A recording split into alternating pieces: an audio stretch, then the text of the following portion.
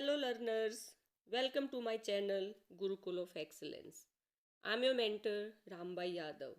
Learners, आज हम flamingo book से chapter number 2 lost spring stories of stolen childhood start करने जा रहे हैं, जिसकी ऑथर है एनी जंग। चैप्टर स्टार्ट करने से पहले लर्नर्स, मैं आपके साथ एक बात शेयर करना चाहूँगी कि मैंने बाकी चैप्टर्स की भी वीडियोस प्लेलिस्ट में डाली है। आप उनको देखकर अपने बोर्ड एग्जाम्स की तैयारी अच्छे से कर सकते हैं। और एक बात मैं श्योरिटी से कह सकती हूँ कि अगर आपने वीडियोस ध्यान से देखी हैं तो टेक्सचुअल क्वेश्चंस और जो आपके कॉन्टेक्स्ट बेस्ड क्वेश्चन आने वाले हैं आप उनको बड़े ही आसानी से कर पाएंगे। सो आई होप कि आप इन वीडियोस का फ़ायदा उठाएंगे और अपने बोर्ड एग्जाम्स की अच्छे से प्रिपरेशन करेंगे। चलिए अब चैप्टर स्टार्ट करते हैं। अब देखिए, थोड़ा ऑथर के बारे में पढ़ लेते हैं। Anees Jung was born in 1964 and she was born in Rourkela. Rourkela is in Orissa, and she spent her childhood and adolescence in Hyderabad. She received her education in Hyderabad and in the United States of America. Her parents were both writers. तो जंग के दोनों ही parents writer थे। Any जंग began her career as a writer in India. तो she was also a writer and she began her career in India. She has been an editor and columnist for major newspapers in India. तो any जंग क्या रही है? As an editor रही है and columnist. Columnist क्या होता है?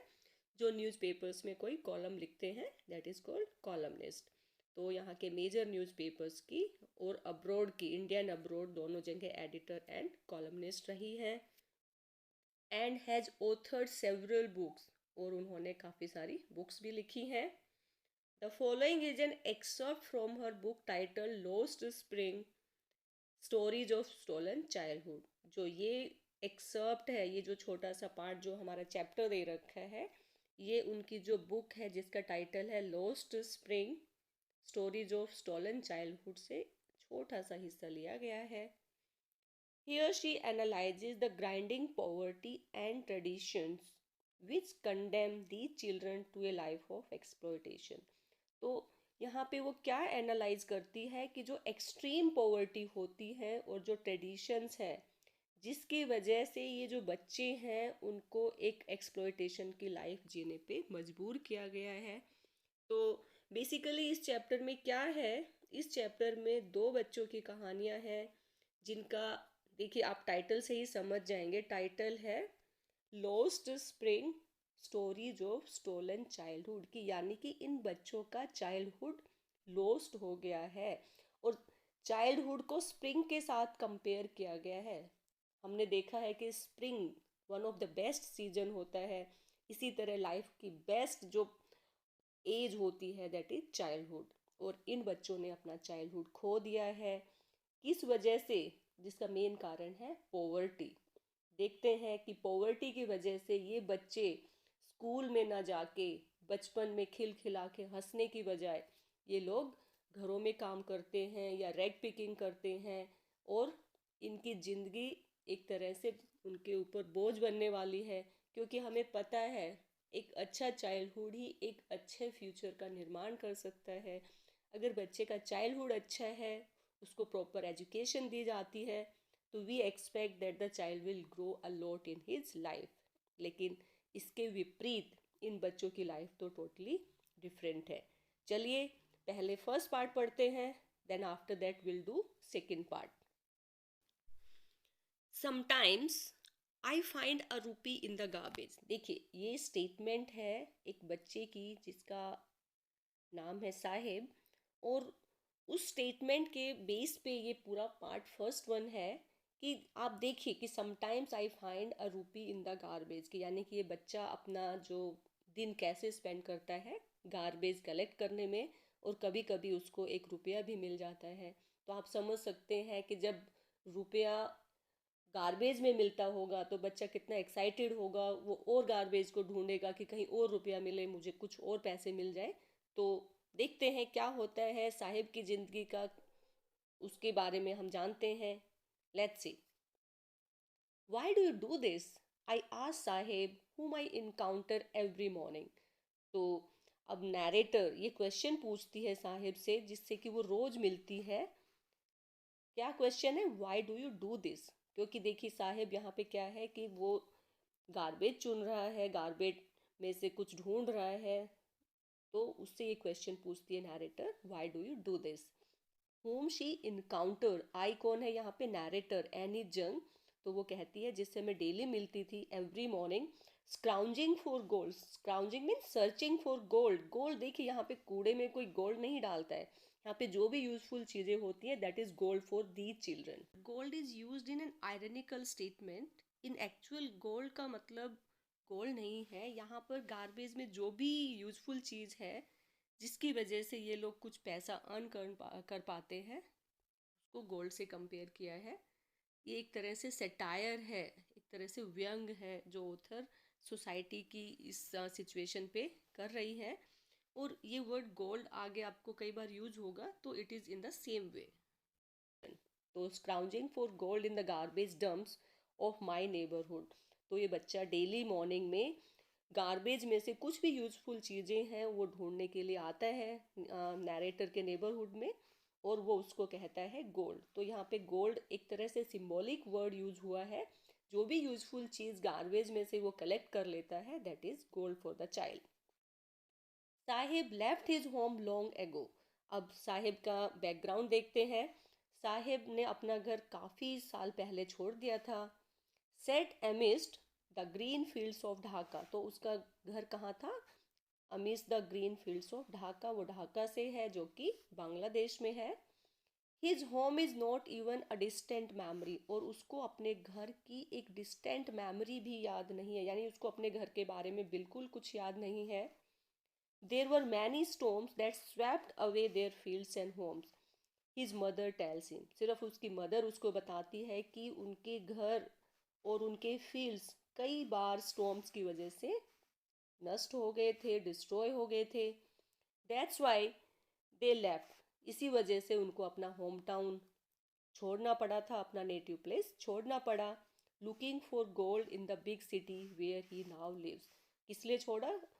क्योंकि वहाँ पे बार बार स्टॉर्म्स आते थे और उनके खेत और घर दोनों ही नष्ट हो जाते थे। और now they left the home looking for gold in big cities. और उनको लगा कि बिग सिटीज में कुछ गोल्ड मिलेगा। गोल्ड यहाँ पे in the sense something useful they will get where he now live. और जहाँ वो अभी रह रहा है, यानी कि ढाका छोड़ के वे लोग यहाँ आ गए। और लेट्स सी कि आगे हमें पता लगेगा कि वो कहाँ रह रहा है। अब देखिए जो नैरेटर ने क्वेश्चन पूछा था उसका आंसर देते हैं। I have nothing else to do. Question क्या था? Why do you do this? इसका आंसर देता है I have nothing else to do, कि मेरे पास करने के लिए और कोई काम नहीं है। ही मटर्स, मटर्स मतलब धीरे से बोलना। Looking away, go to school I say glibly. Glibly means without caring, जैसे ऐसे ही बोल देना। तो नैरेटर ने उसको बोला कि स्कूल क्यों नहीं चले जाते? Realising immediately how hollow the advice must sound. और नैरेटर ने जैसे ही उसको ये सलाह दी कि स्कूल क्यों नहीं चले जाते, इमीडिएटली उनको रियलाइज हुआ कि जो उनकी एडवाइस है that is quite hollow. Hollow मतलब विदाउट एनी बेस, मतलब it is just going to be a useless advice. There is no school in my neighbourhood, when they build one I will go. तो बच्चा जवाब देता है कि मेरे neighbourhood में कोई स्कूल ही नहीं है। When they is use for government, कि जब वो लोग खोलेंगे तो आई विल गो, कि जब गवर्नमेंट कोई स्कूल खोलेगी मेरे घर के आसपास then I will go to school.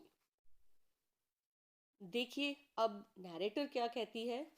If I start a school will you come? I ask half joking. तो अब नैरेटर ने थोड़ा सा हाफ जोकिंग वे में कहा कि अगर मैं एक स्कूल स्टार्ट करती हूँ तो क्या तुम आओगे पढ़ने के लिए? Yes he says smiling broadly. तो वो हाँ भरता है स्माइल करते हुए। A few days later I see him running up to me, is your school ready? और देखिए हम छोटे बच्चे से अगर कोई प्रॉमिस कर लेते हैं तो वो बच्चा बार बार उसकी इंक्वायरी करता है। तो इसी वे में कुछ दिन बाद वही बच्चा नैरेटर के पास दौड़ के आता है और पूछता है क्या तुम्हारा स्कूल तैयार हो गया? It takes longer to build a school. I say. तो नैरेटर ने कहा कि भाई स्कूल ऐसे ही नहीं खुल जाता, it takes lot of time to open a school. I say embarrassed, embarrass means बड़ा कंफ्यूज फील कर रही थी, बड़ा एम्बेरेस फील कर रही थी, क्योंकि उसने वो प्रॉमिस कर दिया जो कि उसके हाथ में नहीं था इतनी जल्दी से पूरा करना। Embarrassed eight having made a promise that was not meant, कि जो प्रॉमिस किया उसका एक्चुअल में वो मीनिंग नहीं था, मतलब एक्चुअल में the narrator was not going to open a school, but promises like mine abound in every corner of this bleak world। bleak means joyless, कि नैरेटर कहते हैं कि जैसे उसने प्रॉमिस किया है इस तरह के बहुत सारे प्रोमिसेस इस जॉयलेस वर्ल्ड में है, कि इस तरह के प्रॉमिस आपको कॉमन मिल जाएंगे। After months of knowing him I ask him his name. तो अब देखिए, अब नैरेटर उसको कई महीनों से देख रही है, ऑब्जर्व कर रही है, उसको जान गई है। तो नैरेटर ने उसका नाम पूछा। Sahibe Alam, he announces. तो what is the name of this child? His name is Sahibe Alam. He does not know what it means, और उस बच्चे को ये नहीं पता कि उसके जो नेम है उसका मीनिंग क्या है, what is the meaning of his name. If he new it's meaning, lord of universe, अगर उसको अपने नाम का मीनिंग पता होता, क्या है meaning? Lord of the universe, यानी कि यूनिवर्स का राजा। He would have a hard time believing it, तो उसको बहुत मुश्किल होगी ये बिलीव करने में, क्योंकि वो खुद की कंडीशन क्या है और वो यूनिवर्स का राजा है, तो it will be very difficult for him to believe. तो हम कह सकते हैं कि जो साहिब का नाम है साहिब आलम, वो एक आयरनिकल स्टेटमेंट है, क्योंकि साहिब आलम का मीनिंग और साहिब की हालात दोनों एक दूसरे से टोटली डिफरेंट है, टोटली कंट्रास्टिंग सिचुएशन है। Unaware of what his name represents, उसको ये नहीं पता कि उसका नाम क्या रिप्रेजेंट करता है, क्या इसका मीनिंग है। He roams the streets with his friends, वो रोम्स मीन्स वंडर, घूमता है, वो गलियों में अपने दोस्त के साथ घूमता है। An army of bear foot boys, और वो सारे बच्चे कैसे हैं? एक पूरा ग्रुप है, एक army of bear foot boys, जो नंगे पैर घूमने वाले बच्चों का पूरा झुंड है। Who appear like the morning birds and disappear at noon, जो कि सुबह सुबह मॉर्निंग बर्ड्स की तरह झुंड में आते हैं और दोपहर तक डिसअपियर हो जाते हैं, क्योंकि सुबह सुबह लोग जैसे डस्ट गार्बेज बाहर फेंकते हैं, तो वो सुबह सुबह इसलिए आते हैं कि कोई यूजफुल चीज़ वहाँ से उनको मिल जाए। Over the months I have come to recognise each of them, अब देखिए नैरेटर रोज उनको देखती है, तो अब around a month it took that she has started recognising all the children, अब नैरेटर सब बच्चों को पहचानने लगी हैं। Why aren't you wearing chappals, I ask one. तो अब नैरेटर एक बच्चे से पूछती है कि तुम चप्पल क्यों नहीं पहन रहे हो? My mother didn't bring them down from the shelf, he answer simply. तो वो बड़े सिंपल वे में आंसर देता है कि मेरी मदर उनको शेल्फ से नहीं उतार के देती है, यानी कि मदर ने जो चप्पल्स हैं वो शेल्फ पे रखी हुई हैं और उसको नहीं देती है। तो आप इमेजिन कर सकते हैं, अगर बच्चे के पास चप्पल्स होंगी तो कोई मदर शेल्फ पे नहीं रखेगी, they are use for wearing only. Even if she did he will throw them off, adds another. तो एक दूसरा बच्चा इसमें ऐड करता है कि अगर इसकी मदर इसको दे भी देगी तो ये क्या करेगा, ये उसको फेंक देगा, उन चप्पल्स को, स्लीपर्स को फेंक देगा। Ads another who is wearing shoes that do not match, और जो बच्चा ये बोलता है वो शूज पहने हुए था जो कि आपस में मैच नहीं करते। तो आप समझ सकते हो कि ये कौन से शूज होंगे, ये शूज उसने डेफिनेटली कहीं गार्बेज में मिले होंगे। When I comment on it, he shuffles his feet and says nothing. तो अब नैरेटर जैसे ही इसके बारे में कमेंट करती है, तो वो जो बच्चा है अपने पैरों को शफल करता है, यानी हिलाता है, आगे पीछे करता है, एंड सेज नथिंग, और कुछ भी नहीं बोलता। I want shoes, says a third boy. अब जो तीसरा बच्चा है वो कहता है कि मुझे भी शूज चाहिए। Who has never owned a pair all his life, जिसने अपनी पूरी जिंदगी में आज तक कभी शूज नहीं मिले थे।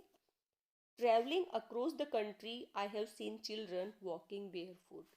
अब नैरेटर बता रही कि as she has travelled across the country and she has met many children who did not have shoes, कि उन्हें बहुत से ऐसे बच्चे मिले हैं जो कि नंगे पाँव घूमते हैं। In cities, on village roads, तो वो शहरों में भी मिले हैं उनको, गांव की सड़कों पर भी मिले हैं। It is not lack of money but a tradition to stay barefoot is one explanation. और जब नैरेटर पूछती है कि वो नंगे पाँव क्यों घूमते हैं, तो उनको एक एक्सप्लेनेशन ये मिलता है कि दिस इज़ देयर ट्रेडिशन, ये उनका एक ट्रेडिशन है नंगे पाँव रहना। I wonder if this is only an excuse to explain away a perpetual state of poverty. लेकिन नैरेटर अब सोचती है कि ये सिर्फ एक एक्सक्यूज है, कि ये हमारा ट्रेडिशन है, हम नंगे पाँव रहते, ये तो सिर्फ एक एक्सक्यूज है। परपेचुअल मीन्स नेवर एंडिंग, क्योंकि ये लोग इतने सालों से गरीब है कि ऐसा लगता है कि उनकी गरीबी का कोई अंत ही नहीं होने वाला। तो वो सिर्फ छुपाने के लिए कि वो इतने गरीब है, वो ये लोग कह देते हैं कि ये हमारा ट्रेडिशन है, इसीलिए हम चप्पल नहीं पहनते हैं। I remember a story a man from Udupi once told me. अब नैरेटर को एक स्टोरी याद आती है जो कि एक आदमी जो कि उदुपी में रहता था उसने उनको बताई थी। As a young boy he would go to school past an old temple. जब वो एक यंग बच्चा था तो वो टेम्पल के पास से स्कूल जाता था। Where his father was a priest, और उस टेम्पल में उसके फादर क्या काम करते थे, as a priest. He would stop briefly at the temple and pray for a pair of shoes. और वो स्कूल जाते समय रास्ते में टेम्पल के सामने रुक के पेयर ऑफ शूज के लिए प्रार्थना करता था भगवान से। 30 years later I visited his town. और नैरेटर अब 30 साल बाद दोबारा से उसके शहर में आई है, and the temple, and she went to the temple which was now drowned in an air of desolation. और अब जो टाउन है it is now lying waste, कि अब इतना वेल इस्टेब्लिश्ड नहीं है, it is lying waste. In the back yard where live the new priest there were red and white plastic chair. और बैकयार्ड में जहाँ पे नया प्रीस्ट रहता था वहाँ पे रेड एंड वाइट प्लास्टिक की चेयर्स थी। A young boy dressed in a grey uniform wearing socks and shoes arrived panting and threw his school bag on a folding bed। अब वहाँ पे क्या होता है, एक यंग बच्चा आता है जो कि ग्रे स्कूल यूनिफॉर्म पहने हुए हैं, साथ में उसके पास सॉक्स एंड शूज़ भी पहने हुए हैं। एंड ही अराइव्ड पेंटिंग, और जब वो आया तो वो painting means he was breathing fast half रहा था वो। And through his school bag on A folding bed, और अपना स्कूल बैग फोल्डिंग बेड पर पटकता है, रखता है। Looking at the boy I remembered the prayer another boy had made to the goddess when he had finally got a pair of shoes. अब इस बच्चे को देखकर नैरेटर को एक उस बच्चे की याद आती है जो गोडेस से शूज के लिए डेली प्रेयर करता था। Let me never lose them. और वो क्या कहता था कि लेट मी नेवर, कि अब भगवान करे मैं अपने ये शूज़ कभी ना खोऊं। The goddess had granted his prayer. तो ऐसा लगता है कि गोडेस ने उसकी प्रेयर एक्सेप्ट कर ली है, उसकी प्रार्थना भगवान ने स्वीकार कर ली है। Young boys like the son of the priest now वोर शूज। अब क्योंकि उनके दिन बदल गए हैं तो जो यंग बच्चे, जैसे कि ये प्रीस्ट का बेटा है, इस तरह के बच्चे अब शूज पहनते हैं। But many others like the rag pickers in my neighbourhood remain shoelace. लेकिन नैरेटर कहती है बहुत से बच्चे जैसे कि मेरे नेबरहुड में रहने वाले रैग पिकर्स हैं, दे आर स्टिल शूलेस, कि उनके पास अभी तक भी शूज़ नहीं है। तो यहाँ से नैरेटर कहना चाहती है कि कुछ बच्चे जिनकी हालत सुधरी है, जैसे जो प्रीस्ट था अपने चाइल्डहुड में उसको शूज़ नहीं मिले थे, लेकिन अब लगता है कि उसके हालात अच्छे हैं, and he is able to give shoes to his child and he's going to school in a proper uniform. Yes, now let's move next. My acquaintance with the barefoot rag pickers leads me to Seemapuri. अब narrator कहती है कि जो उनकी इन barefoot बच्चों से introduction है, जान पहचान है, वो उनको सीमापुरी लेके जाती है। A place on the periphery of Delhi yet miles from it metaphorically। Metaphorically का क्या मीनिंग होता है, सिम्बॉलिकली। देखिए ऑथर क्या कहती है कि जो ये सीमापुरी प्लेस है ये दिल्ली की पेरिफेरी में, आउटस्कर्ट्स में है, दिल्ली के बाहरी इलाके में पड़ता है। लेकिन माइल्स फ्रॉम इट मेटाफोरिकली, इसका मीनिंग क्या होता है, देखिए दिल्ली कंट्री की कैपिटल है, तो we think that it should be well advanced, ये काफ़ी एडवांस है, यहाँ पे सबसे ज़्यादा डेवलपमेंट है, सबसे ज़्यादा तरक्की है, सबसे ज़्यादा फैसिलिटीज़ हैं, लोगों के पास बेस्ट एम्प्लॉयमेंट्स होने चाहिए। लेकिन इन लोगों की जो हालात हैं, इनको देख के लगता है कि ये दिल्ली से मीलों दूर रहते हैं, क्योंकि एडवांसमेंट के नाम पे, तरक्की के नाम पे, जॉब्स के नाम पे इनके पास कुछ भी नहीं है। यानी कि दिल्ली और जहाँ ये लोग रह रहे हैं, अगर इनको आपस में कंपेयर करें तो ऐसे लगता है ये मीलों दूर है दिल्ली से, क्योंकि उनके पास विकास के नाम पे, डेवलपमेंट के नाम पे कुछ भी नहीं हुआ है। That's why those who live here are squatters. Squatters क्या होते हैं? Those who settle down illegally, that they are called squatters. तो ये सब के सब क्या है जो यहाँ रहते हैं सीमापुरी में? They are squatters who came from Bangladesh back in 1971। जो यहाँ पे कब आए थे? 1971 में बांग्लादेश से आए थे, जब उस टाइम बांग्लादेश का डिवीज़न हुआ था। Saheb's family is among them, और साहिब की फैमिली भी उनमें से एक है। Seemapuri was then a wilderness. तो सीमापुरी उस समय क्या थी? वाइल्डरनेस। देन का मतलब इन 1971, जब पाकिस्तान और बांग्लादेश का डिवीज़न हुआ था और ये लोग यहाँ पे माइग्रेट होके आए थे, तो उस टाइम यहाँ पे सुनसान था, बीहड़ इलाका था ये। इट स्टिल इज, ऑथर कहते हैं कि अभी भी ये वैसा ही है, but it is no longer empty. लेकिन अब ये एम्प्टी नहीं है। In structures of mud with roofs of tin and tarpaulin, कि अब जो उनके घर हैं they are like structures of mud, कि वो मिट्टी के स्ट्रक्चर्स हैं, वो घर नहीं है, मकान नहीं कह सकते उनको आप। With roofs of tin and tarpaulin, और उनकी जो रूफ है वो टिन और तारपुलिन से बनी है। तारपुलिन क्या होती है? जैसे तिरपाल, उससे बनती है।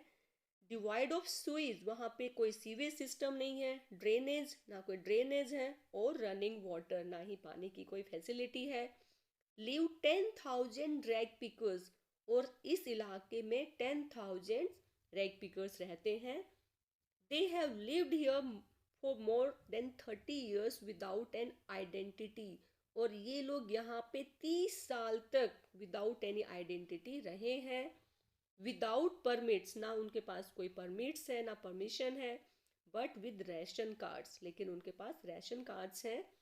That get their names on voters list, और राशन कार्ड की वजह से इनके नाम कहाँ पर है? वोटर लिस्ट में है। And enable them to buy grain, और इस राशन कार्ड की वजह से उनको क्या मिल जाती है? अनाज मिल जाता है, जो कि राशन शॉप्स पे होता है। Food is more important for survival than an identity. अब नैरेटर कहती है इन लोगों के लिए खाना ज़्यादा इम्पोर्टेंट है देन एनी आइडेंटिटी।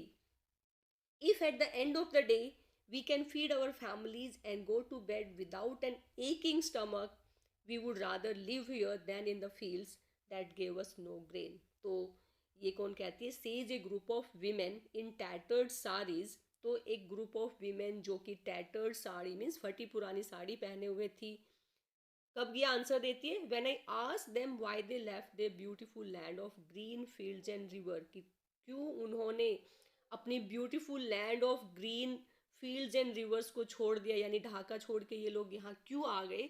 जब नैरेटर ने ये क्वेश्चन उनसे पूछा तो उनका आंसर ये था, if at the end of the day we can feed our families, कि अगर पूरा दिन काम करने के बाद रात को अगर हमारी फैमिली को खाना मिल जाता है, we are able to feed our families and go to bed without an aching stomach, कि रात को खाली पेट ना सोना पड़े, भूखे पेट ना सोना पड़े। We would rather live here than in the fields that gave us no grain, की तो हम प्रेफर करेंगे कि हम यहाँ रहें, ना कि उन खेतों में जहाँ पर कोई ग्रेन्स ही पैदा नहीं होते थे, जहाँ कोई अनाज ही पैदा नहीं होते थे। तो बेसिकली ये लोग इसलिए यहाँ आए क्योंकि यहाँ पर एटलीस्ट इनको भूखे नहीं सोना पड़ता है।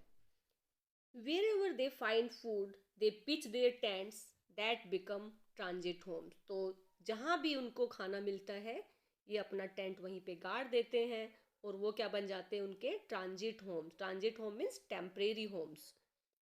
Children grow up in them, और इन्हीं टेंट्स में ये बच्चे बड़े होते हैं। बिकमिंग पार्टनर्स इन सर्वाइवल, और ये अपने पेरेंट्स के पार्टनर इन सर्वाइवल है। देखिए, जीने के लिए क्या चाहिए? रोटी, कपड़ा और मकान। और ये बच्चे पेरेंट्स के साथ सुबह सुबह उठ के रैग पिकिंग के लिए जाते हैं, तो सुबह से काम करते हैं। तो ऐसा लगता है कि जीने के लिए जो चीज़ें चाहिए, रोटी, कपड़ा, मकान, ये पेरेंट्स के साथ मिल के मेहनत करके कमाते हैं। That's why they are called partners in survival. The end survival in Seemapuri means rag picking. और सीमापुरी में सर्वाइवल का क्या मीनिंग है, जिंदा रहने का क्या मीनिंग है? रैग पिकिंग, यानी कूड़ा कचरा बीनना। Through the years it has acquired the proportions of a fine art. और इतने सालों से यहाँ पे इतना कूड़ा कबाड़ा इकट्ठा हो गया है कि it looks like a fine art. Garbage to them is gold. और इन लोगों के लिए गार्बेज क्या है? गोल्ड है। गोल्ड, जैसे कि मैंने आपको बताया, ये सिंबॉलिकली यूज हुआ है, मेटाफोरिकली यूज हुआ है। It means it is the means of survival, it is the means of earning money, it is their daily bread. और गार्बेज की वजह से ही वो अपनी डेली ब्रेड, रोज की जो रोटी है, वो इससे मिलती है। A roof over their heads. और इस गार्बेज की वजह से ही वो अपने सर के ऊपर एक छत बना पा रहे हैं, जो कि टिन या तारपोलिन की है। Even if it is a leaking, ये कोई वो नहीं है कि छत कैसी है, कच्ची है, we know it is leaking roof, कि उनकी जो छत है वो टपकती है, लेकिन एटलीस्ट छत तो है उनके सिर के ऊपर। वो किस वजह से है? गार्बेज की वजह से ही है। But for a child it is even more. लेकिन बच्चों के लिए गार्बेज इससे भी बढ़ के है। देखिए, ऑथर बताती है कि गार्बेज इससे बढ़ के कैसे है। आई समटाइम्स फाइंड ए रूपी, even a 10 rupee note, Sahib says. तो साहिब देखिए क्या कहता है कि कभी कभी मुझे गार्बेज में क्या मिल जाता है? 1 रुपया मिल जाता है, और कभी कभी 10 रुपए का नोट भी मिल जाते हैं। Sahib says his eyes lighting up. और उसकी आंखें जब ये बता रहा है तो एक अलग ही चमक है उसकी आंखों में। When you can find a silver coin in a heap of garbage, you don't stop scrounging. देखिए, अगर आपको एक गार्बेज के हीप में, एक कूड़े के ढेर में कोई एक क्वाइन मिल जाता है, तो ये आपको और ढूंढने के लिए रोकती नहीं है, यानी कि यू बिकम मोर ग्रीडी। और आपको लगता है कि उसमें और भी कुछ मिलेगा, और रुपए मिलेंगे, और पैसे मिलने वाले हैं, इन दैट सेंस। तो you want stop scrounging, for there is hope of finding more. क्योंकि एक आशा होती है, एक उम्मीद होती है कि शायद इस गार्बेज में कुछ और पैसे मिल जाए, कोई और रुपया मिल जाए। It seems that for children, garbage has a meaning different from what it means to their parents. तो ऐसा लगता है कि बच्चों के लिए गार्बेज का एक डिफरेंट मीनिंग है as compare to what is the meaning of garbage to the parents. कि पेरेंट्स के लिए ये शायद एक जीने का सहारा हो, लेकिन बच्चों के लिए इट इज समथिंग डिफरेंट। वो क्या है, देखते हैं नेक्स्ट लाइन में। For the children it is wrapped in wonder. कि बच्चों के लिए तो गार्बेज में एक सरप्राइज छुपा हुआ है। For the elders it is a means of survival. और सिर्फ जो बड़े लोग हैं उनके लिए तो एक मीन्स का सर्वाइवल है, जीना रहने का एक तरीका है। लेकिन बच्चों के लिए गार्बेज में एक सरप्राइज छुपा हुआ होता है। आगे देखते हैं। One winter morning I see Saheb standing by the fenced gate of the neighbourhood club. तो एक विंटर मॉर्निंग नैरेटर साहिब को कहाँ देखती है? Standing by the fenced gate of the neighbourhood club, की जो पड़ोस में एक क्लब है उसके गेट के पास खड़ा है Saheb. Watching two young man dressed in white. और वो क्या देख रहा है? कि जो 2 यंग मैन हैं जो कि वाइट ड्रेस पहने हुए हैं, उनको देख रहा था। And they were playing tennis. I like the game, he hums. तो वो हम्स मीन्स गुनगुना के कहना, कि वो कहता है कि मुझे ये गेम पसंद है। Content to watch it standing behind the fence. और वो उन जो 2 यंग मैन है उनको खेलता हुआ देख के ही फीलिंग कंटेंटेड, सेटिस्फाइड फील कर रहा है। जब फेंस के पीछे से खेलते हुए देखता है तो he feels contented, he feels satisfied. I go inside when no one is around, he admits. तो वो ये बात एडमिट करता है, ये बात मानता है कि जब कोई भी यहाँ नहीं होता तो मैं भी अंदर चला जाता हूँ। The gatekeeper lets me use the swing. और जो गेट कीपर है वो मुझे स्विंग्स पे खेलने भी देता है। Sahib two is wearing tennis shoes that look strange over his discoloured shirt and shorts. अब एक बार जब दोबारा नैरेटर मिलती है तो वो देखती है कि साहिब भी टेनिस शूज़ पहने हुआ था, जो कि बड़े स्ट्रेंज लग रहे थे उसकी डिसकलर्ड शर्ट एंड शॉर्ट्स पे, यानी कि जो उसकी ड्रेस थी उसके सामने वो शूज़ बड़े अजीब लग रहे थे, क्योंकि जो ड्रेस थी that was discoloured and his shoes they would be quite better. Someone gave them to me, he says in the manner of an explanation. और जब नैरेटर उसको देख रही थी तो उसको एक्सप्लेन करते हुए उसने बताया कि किसी ने उसको ये शूज़ दिए हैं. The fact that they are discarded shoes of some rich boy. तो सच क्या था कि वो किसी अमीर बच्चे के डिस्कार्ड किए हुए, यानी कि जो उसने पहनना छोड़ दिया था, ये शूज़ थे. who perhaps refused to wear them because of a hole in one of them. ऐसा लगता है कि इन शूज़ को उस बच्चे ने पहनने से मना कर दिया था क्योंकि एक शूज़ में होल हो गया था, छेद हो गया था. Does not bother him. लेकिन ये जो होल है, जो ये छेद हो गया शूज़ में, इससे साहिब को कोई फ़र्क नहीं पड़ता है. For one who has walked barefoot, even shoes with a hole is a dream come true. तो ये आप सोच सकते हो कि जो बच्चा ज़िंदगी भर नंगे पाँव घूमता है, उसके लिए एक शूज़ विद होल भी मिल जाना एक तरह से ड्रीम कम ट्रू है, यानी कि सपना पूरा होने जैसी बात है अगर उसको होल वाला शूज़ भी मिल जाता है. But the game he is watching so intently is out of his reach. लेकिन जो गेम वो देख रहा है, कौन सा गेम देख रहा है? देखिए, वो टेनिस कोर्ट के बाहर खड़ा है, तो जो टेनिस मैच जो वो देख रहा है, टेनिस का गेम जो देख रहा है, बड़े intently means very attentively, that is out of his reach. ये उसकी पहुंच से बाहर है, क्योंकि टेनिस गरीब लोगों के लिए नहीं बना है, क्योंकि इसकी फ़ीस काफ़ी हाई होती है. इसकी जो डिमांड्स हैं इसके लिए, ड्रेस और शूज़, उसके लिए भी काफ़ी खर्चा करना पड़ता है. तो इसलिए नैरेटर कह रही है कि ये जो गेम है जो ये देख रहा है, ये इसकी पहुंच से बाहर का है. अब देखते हैं आगे क्या होता है. This morning Sahib is on his way to the milk booth. और आज सुबह जब नैरेटर साहिब से मिली तो वो कहाँ जा रहा था? He was going to the milk booth. In his hand is a steel canister. और उसके हाथ में क्या है? एक स्टील की कैनिस्टर है, एक स्टील का बर्तन है दूध लाने के लिए. I now work in A tea stall down the road. तो वो बताता है नैरेटर को कि मैं एक डाउन द रोड एक टी स्टॉल है उसमें काम करता हूँ.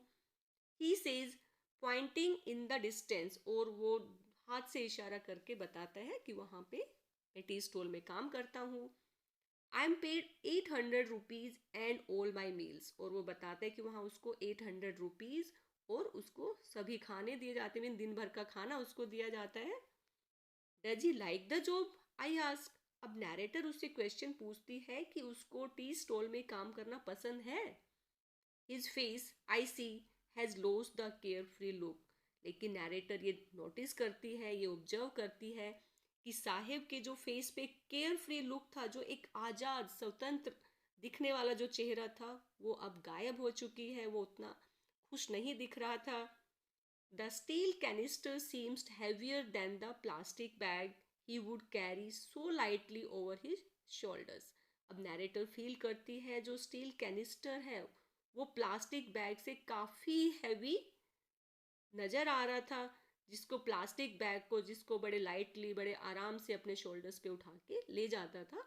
यानी कि यहाँ पे दोनों सेंस में देखिए, स्टील कैनिस्टर वैसे भी भारी है as compared to plastic bag, और दूसरी यहाँ पे एज ए सर्वेंट काम कर रहा है.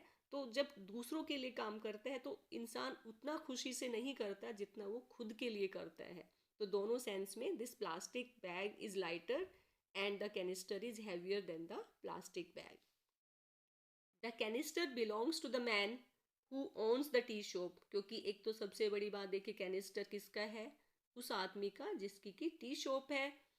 Sahib is no longer his own master. और सबसे बड़ी बात, साहेब अब अपनी मर्जी का मालिक नहीं है. He has to follow the commands and orders of his tea stall owner, his you can say master.